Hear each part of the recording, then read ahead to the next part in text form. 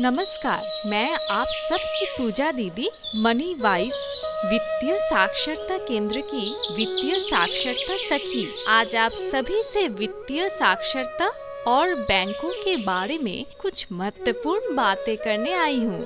आप सब ध्यान से सुनिए और समझिए।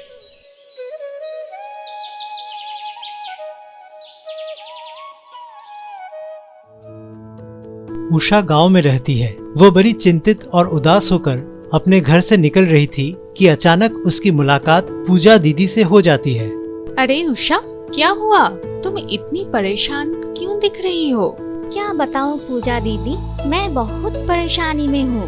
मेरा एटीएम कार्ड 2 महीने पहले खो गया था और नए एटीएम कार्ड के लिए बैंक में आवेदन दिए हुए 1 माह से अधिक हो गया, लेकिन मुझे नया एटीएम कार्ड आज तक नहीं मिला है। लेकिन इसमें परेशानी की क्या बात है? पुराने एटीएम कार्ड को ब्लॉक करवाकर बैंक की शाखा में जाकर नया एटीएम कार्ड जारी करने के बारे में जानकारी ले लो। पूजा दीदी, यही तो समस्या है।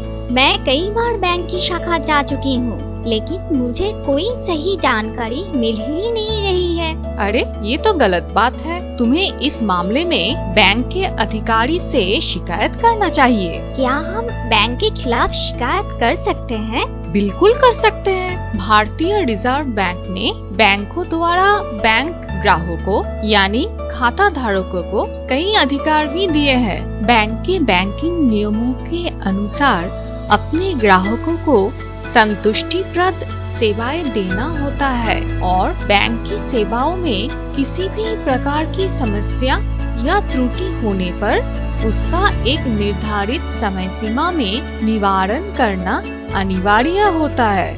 लेकिन दीदी, यदि बैंक में बार बार शिकायत करने पर भी समस्या का समाधान नहीं कर रहा हो तो ऐसी स्थिति में हम क्या कर सकते हैं? बहुत अच्छा सवाल है उषा।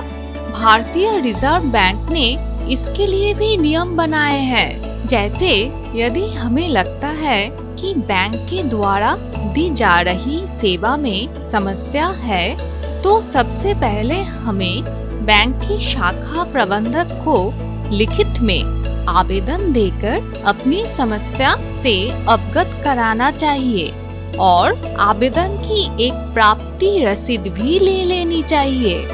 वैसे तो शाखा प्रबंधक के द्वारा ही समस्या का समाधान कर दिया जाना चाहिए, लेकिन ऐसा न होने पर शाखा प्रबंधक को की गई शिकायत को क्षेत्रीय या जोनल अधिकारी के पते पर अपनी समस्या का पूर्ण विवरण लिखकर भेजना होता है, या चाहे तो सारे दस्तावेजों के साथ ईमेल भी कर सकते हैं।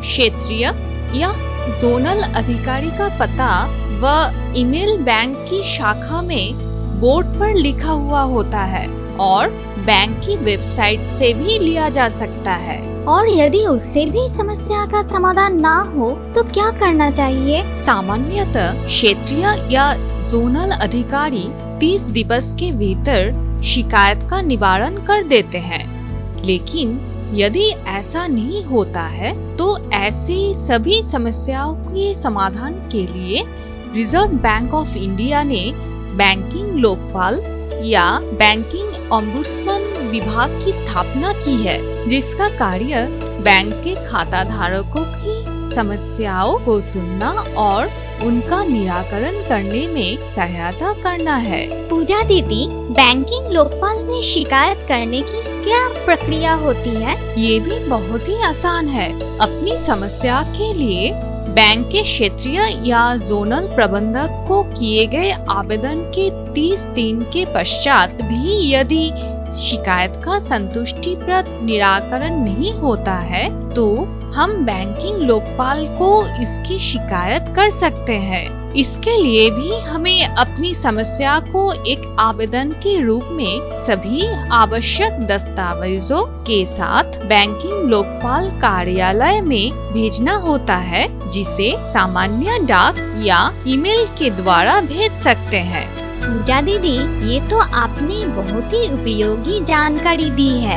एक बात और, बैंकिंग लोकपाल ग्राहकों की शिकायतों का समाधान करने के लिए कोई शुल्क वसूल नहीं लेता है और शिकायत प्राप्त होने के 1 महीने के अंदर संबंधित बैंक से मध्यस्थता कर समस्या समाधान करता है और उसकी जानकारी शिकायतकर्ता को देता है। उषा, ये भी ध्यान रखना कि बैंकिंग लोकपाल ऋण संबंधित शिकायतों की सुनवाई नहीं करता है, क्योंकि ऋण देने या ना देने के निर्णय का अधिकार भारतीय रिजर्व बैंक ने केवल बैंकों को ही दिया है। पूजा दीदी, इस उपयोगी जानकारी की सहायता से तो हम सभी बैंकों से बैंकिंग नियमों के अनुरूप सारी सेवाएं आसानी से ले सकते हैं। मैं इस जानकारी को सबको बताऊंगी।